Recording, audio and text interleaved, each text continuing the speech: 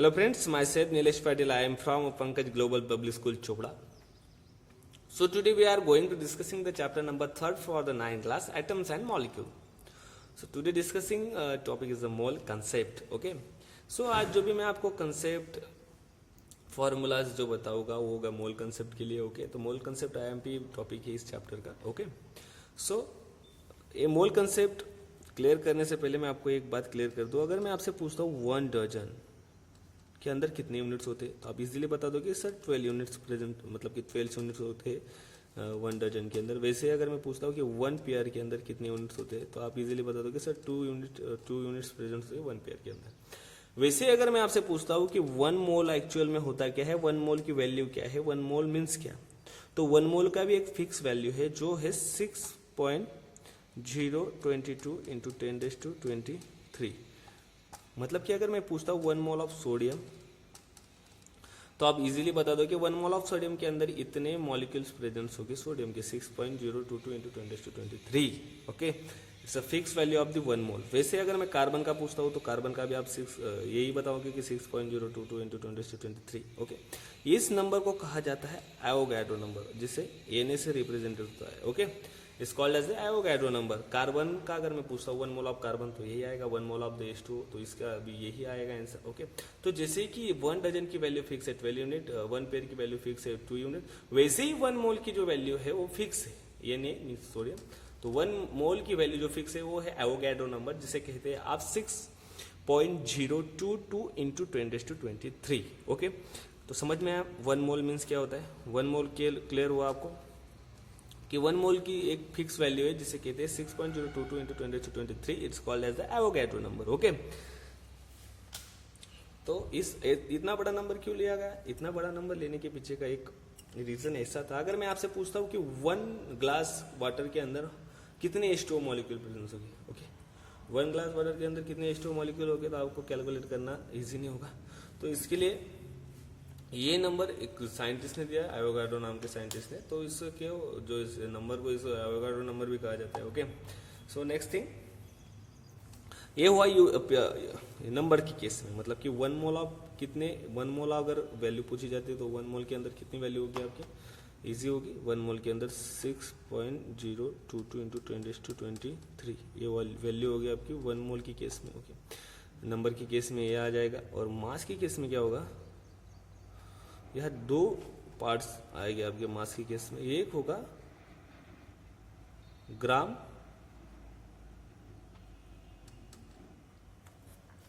Gram atomic mass और second होगा gram molecular mass. Okay. सो gram atomic mass का भी यूज कर समझ लो पहले, आपको आगे जाके सब क्रिस्टल क्लियर हो जाएगा. तो फर्स्ट जो मैं बता रहा हूँ आपको खाली ध्यान में रखना है, रिमेम्बर करना है. ओके. तो ग्राम एटॉमिक मास किस केस में आएगा, जिस केस में एलिमेंट्स होगी, एलिमेंट्स जहाँ हो गए वहाँ आपको यूज करना है ग्राम एटॉमिक मास. और कंपाउंड जहाँ पे हो गए कंपाउंड वहाँ यूज करना है आपको ग्राम मॉलिक्यूलर मास. ओके. यहाँ तक क्लियर है. ओके. अगर मैं आपसे एक एग्जांपल पूछता हूँ 1 mole of sodium, 1 mole of sodium, तो 1 मोल की वैल्यू आपको पता है कितने 0.022 इंटू 10⁻23 इस value of the 1 mole. Okay. अगर सोडियम पूछा गया, सोडियम है एलिमेंट्स, तो gram atomic mass. Gram atomic mass मतलब कि इस एलिमेंट का एटॉमिक मास आपको पता होना चाहिए. तो एटॉमिक मास कितना है सोडियम का? सोडियम का एटॉमिक मास है 23. ओके. कितना है 23. अगर U मीन्स यूनिफाइड मास, U मीन्स यूनिफाइड मास. U कब लगता है जब आपको सिंगल एलिमेंट्स का अगर एटॉमिक मास निकालना है. अगर मैं पूछता हूँ atomic mass of this sodium atom तो आप 23 यूनिफाइड मास लिख सकते हो. U कब यूज होगा, जब सिंगल एलिमेंट्स आपको यूज करना है तब U यूज होगा. ओके.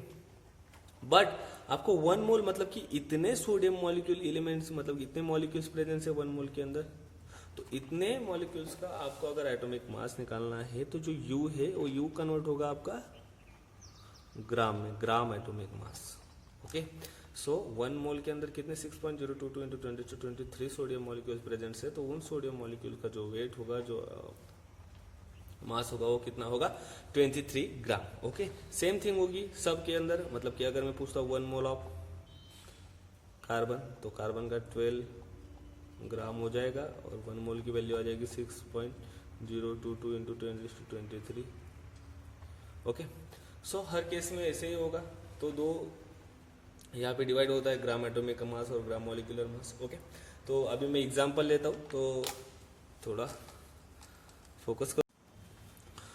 सो मैंने यहाँ दो फार्मूला राइट डाउन किए। फर्स्ट फार्मूला कब यूज़ करना है आपको, अगर एग्जाम के अंदर आपको पूछा जाता है कि आपको मोल्स निकालने हैं, नंबर ऑफ मोल्स, तो आप यूज़ करोगे फार्मूला फर्स्ट वाला जो ये दिया गया है, नंबर ऑफ मोल्स के लिए गिवन मास अपॉन मोलर मास। ओके, अगर आपको एग्जामिनेशन के अंदर अगर पूछा जाता है आपको नंबर ऑफ एटम्स काउंट करना है, नंबर ऑफ मॉलिक्यूल्स काउंट करने हैं, तो आप यूज़ करोगे this one formula, given mass upon molar mass into Avogadro number, N means Avogadro number. Okay, अगर मैं फर्स्ट आपको कैलकुलेशन के लिए पूछता हूँ, calculate the atom present in क्या लेते हैं, okay 4.6 gram of sodium item. Okay, आपको कैलकुलेट करने हैं एटम्स किसके, सोडियम के। ओके, एटम अगर कैलकुलेट करना है तो एटम के लिए फॉर्मूला ये वाला है, क्या फॉर्मूला है, given mass upon molar mass into N is capital, N means Avogadro number. तो आपको वैल्यू पुट करनी है, गिवन मास दिया गया आपको 4.6 gram upon molar mass, sodium का कितना है molar mass 23 gram into 6022 into 10⁻23 इजू कैलकुलेशन होगा आपका। ओके, सो कैलकुलेशन आपको राइट डाउन करना है। ओके, सो क्या आएगा आंसर इसका, इजी आंसर आएगा, सबको पता है 1.2044 इंटू 10⁻23। ओके, तो आपको कैलकुलेशन इजीली आएगा। ओके, जैसे मैंने इसके अकॉर्डिंग, इस फॉर्मूला के अकॉर्डिंग ये कैलकुलेशन बनाया, वैसे आपको निकालना है। सेकेंड एग्जांपल अगर मैं देता हूँ आपको, तो सेकेंड एग्जांपल में दूंगा आपको 0.36 ग्राम ऑफ CO2।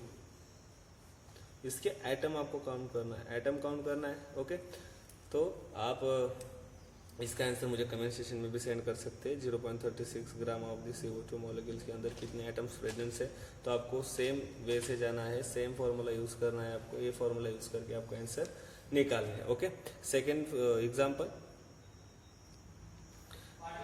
तो कैलकुलेट करना है आपको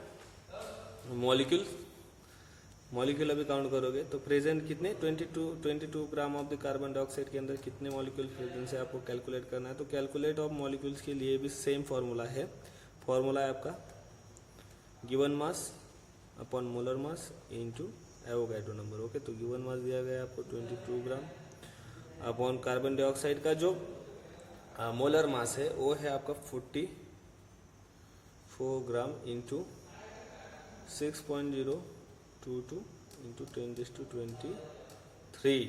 ओके, सो आपको कैलकुलेट करना है। कैलकुलेशन इजी होगा, पहले तो मैं इनका कर लेता हूँ। तो इनका कैलकुलेशन 1/2 आए, 1/2 इंटू ये वाला नंबर ले लेता हूँ मैं 6.0 इंटू 10⁻23। ओके, अगर ये लेता हूँ तो आपका इजी आंसर आ जाएगा, क्या आएगा, क्या आएगा आंसर 3.011 इंटू 10⁻23।